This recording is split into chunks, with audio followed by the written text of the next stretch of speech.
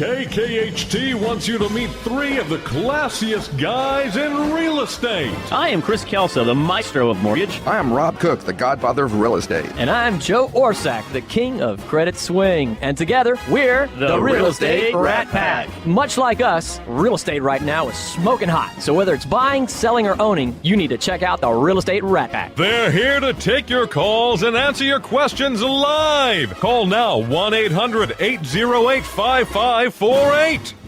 And now, the Real Estate Rat Pack!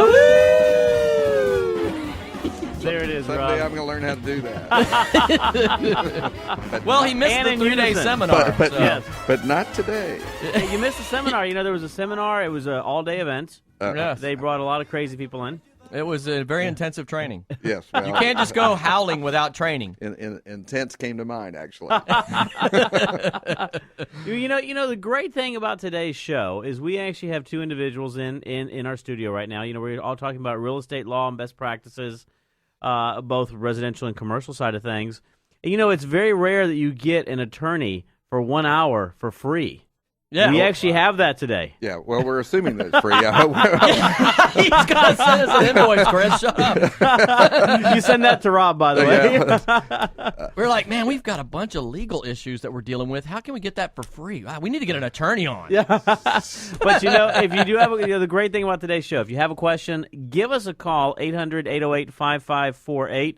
You know, we have some great individuals. We have Chris Pham with the Chris Pham Law Firm, also a fee attorney for Capital Title. Chris, how you doing? Thank you, Christopher. Pleasure being here today. Thank you so much for the invitation. Rob and Joe, pleasure meeting you today. You bet. It's great to be on this show. Absolutely. Well, Glad to have you. It's one of those things. We love having you, and, you know, we're going to have a lot of questions for you. We also have right next to you Nicole Vaughn. Nicole, how you doing? I'm doing great, guys. Nicole Good morning. Lopez, Thank sorry. you. Yeah. It depends on what day it is. Oh, what really. day it is. if you're mad at him or not, right? And, you know, one of the things that Nicole actually is pretty interesting, Nicole has been nominated, and you can probably better say this, for, let us know what you've been nominated for. Okay, I am one of the 50 finalists for the National Association of Realtors 30 Under 30, so 30 professionals nationwide in our industry that are under 30 years of age. So now everybody knows how old I am. You know, Congratulations, Nicole. I actually have shoes older than 30 years old. Oh, wow. That is too funny. But, you know, that's great. And you're going to give out, in the course of this show, some information on how people can actually go out there and vote as well. Is that correct? Absolutely, absolutely. Okay. Because one of the things we want to make sure you do, you know, one of the things that we do all the time, the Real Estate Rat Pack and all of us here, is we support our community. We support our really good professionals in the community. And it's important also, Rob and I talk about this all the time, is the average age of an agent is actually what? 57 years old. 57 years old. And so, Rob, you're a big proponent of making sure that we promote the younger generation that's coming up through the ranks. You know, I'm looking for my replacement. Right.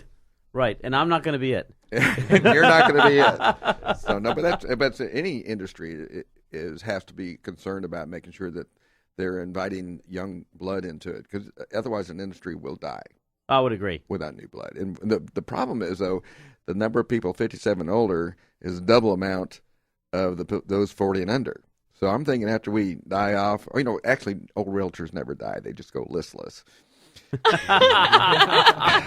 However, that being said, I He'll get be to work here that all up. day.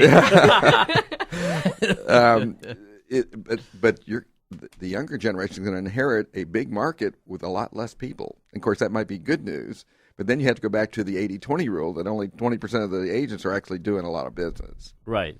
And so you can have a very small number of people doing all the business. So that's why we need young blood. Right. Organizations need young blood. You know, they wither and die because they need new ideas, fresh ideas, and embracing the new technologies. It's just very important. That's why they make such a thing at NAR. And, of course, at HAR, we have a group called NRG, which is Next Generation Real Estate, and or Next Generation Realtors, excuse me.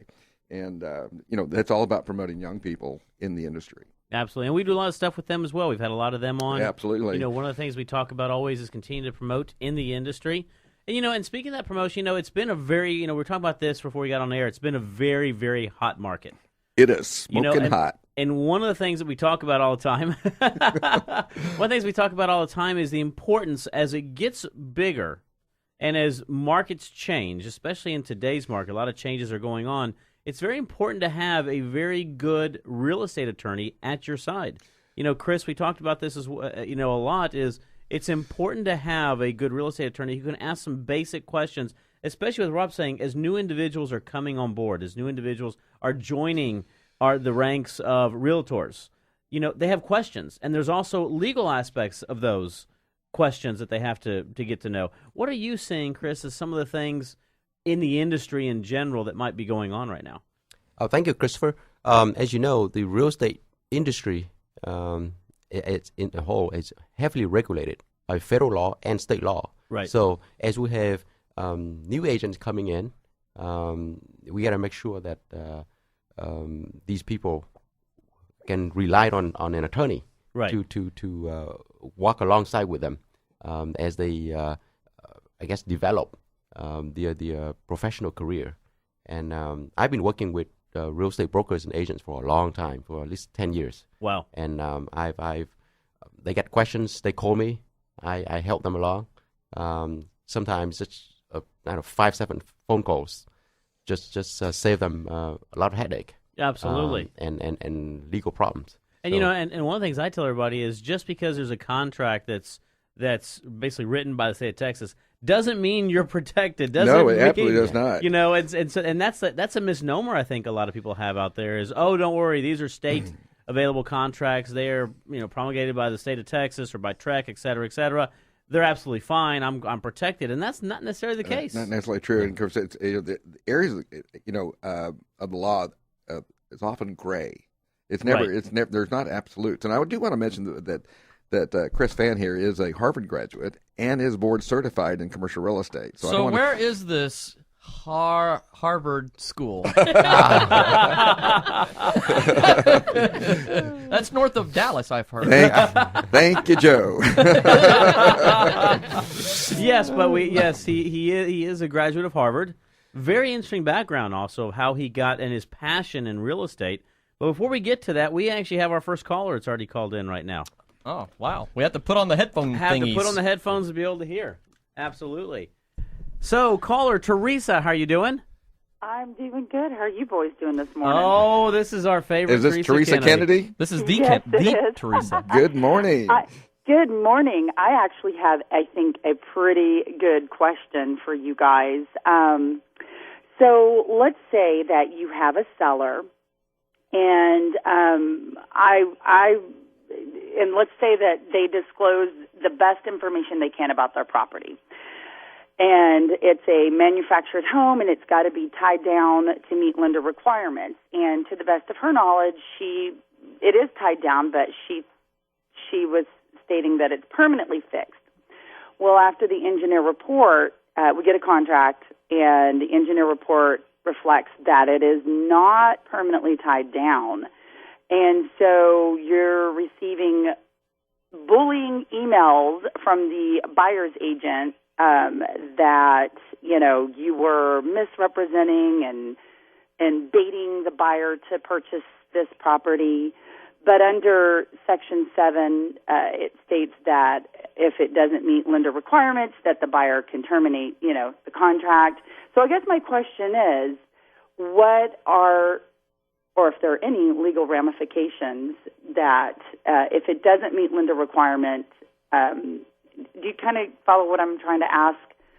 Yeah, I would imagine so. I think the question, basically, Chris, is, let's say you've gone through, you've taken a listing, they've done disclosure, et cetera, and then you go through the process. It's probably gone through an inspection period. Monies have been exchanged in regards to not only earnest money, but costs associated with. The inspection's been done, and then come to find out it wasn't permanently fixed, and so the now seller thought it was. That is correct. So now the lender can't lend, and this happens, but this is a very common question.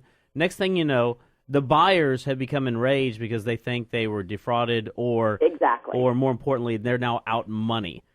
Yes. What's the legal ramifications of something like that, or how does something like that get addressed? The way the law in Texas works is if the seller believes, to the best of his or her knowledge, that the house is structured in certain ways, then he should be off the hook. I mean, Okay. only if you intentionally trying to mislead the buyer that you run into problem. So, but to the best of your knowledge, that you believe the house is permanently affixed to the ground, you're off the hook, because there's no documents that was presented to you that can be proven to say that you had awareness that the house was not permanently affixed to the ground. Then you'll be run to problem with the buyer. So that's very similar to what we always talk about, like possession's 9/10 of the law. Same thing. If you show that you did in the best of your ability to be able to document that, and there's no documentation, because you're right. Generally speaking, you're going to do what they call a seller's disclosure. They're going to go through. They're going to fill this, and it says specifically in there, to the best of your ability, are you aware of any of these items? Right. That is absolutely correct. And then, and a lot of times, there's a lot of people who live in their place a long time, and guess what? They don't remember anything. Unfortunately, it's just the way it goes. Yep. Oh, yeah. Well, she bought this as an investment property. But anyway, long story short, she's going to have it permanently fixed. But it was this huge, I've never experienced anything like that. I understand. I mean, buyers can become irate. But the way things works is the buyers have to do their inspection of the property. And I understand they probably out some money to do the inspection, and the lenders probably took some money from them to the appraisal and the lender's fees. Well, they haven't done the appraisal yet. Oh yeah, no. Well, but the lender, as soon as my seller had the engineer report done and turned in, the lender stopped all we're not going any further until this is permanently fixed. And so that it was just whew. Anyway, yeah, it was a pretty big headache, but it all worked out, thank goodness. Well, but yeah, that was my question. Is specifically about that, because and I figured we if it doesn't meet lender requirements, that they cannot force the seller to make the repair, but she's going to anyway. So well, Teresa, thank you very much for calling in as usual. At the end of the show today, we got one of your quotes coming up. Yes, I love it. Well, I got my little jukebox next to me listening to it, because I'm not. The last weekend, I sat in my car in the parking lot of Trader Joe's for the full hour and listened to you guys. And I'm like, yeah, my neighbors are going to really be looking at me if I'm sitting in my car for an hour. So they have to stay inside my house this time. They should be used to you by now, Teresa. Yeah, I know, right? Well, thank you very much for calling in this morning, Teresa. Okay, guys. I'll talk to y'all later. Likewise. Talk to you soon. Bye. And that's a very good point. One of the things that we do see a lot, I saw it here recently, is that an agent went through up in the Kingwood area, went through and did a deal. Unfortunately, the lender, in this case us, found something that we couldn't approve the file on. And the client became irate in regards to that, and then went after blood, I hate to say this, to the agent, saying, hey, well, guess what? Maybe if I'd have known this or I've known this. And so one of the things I tell everybody is, and I'm always very honest with all clients, is you have to go into a real estate transaction with your eyes open and know that, like anything, there's going to be monies that can be lost. There's going to be expenses that have to be made. And sometimes things happen during that process that are out of everybody's control. Because all of us are dealing with regulatory requirements associated with the real estate side of things. You're dealing with lending requirements associated with CFPB. You're also dealing with clients who don't understand sometimes the mechanisms to go through a real estate transaction, what it takes to get approved, what it takes to buy that So property. do you think they should hire a professional to do that? Oh, absolutely. I would absolutely think they need to hire a professional. There's a space on there for an attorney on our contracts on page 8 of the contract. There's a reason for that. And it actually says consult an attorney if you don't understand it. Yep. But but we see it. We see a lot of people get frustrated. We see a lot of people, in that market who don't understand. And so the very first thing, we are a nation that is very sue happy. And so the one thing that everyone wants to do is go out there and say, well, guess what? You'll be hearing from my attorney. And so that's where Chris Pham comes in place, especially for all of our wonderful agents out there to be able to have somebody to turn to. With that being said, we are coming up against a break because time flies when you're having fun. How's that possible? Yeah, Zach, can you believe it? But we have Chris Pham and Nicole Lopez in studio. Feel free to call us, 800-808-5548. We're going to take a break, but we'll be right back.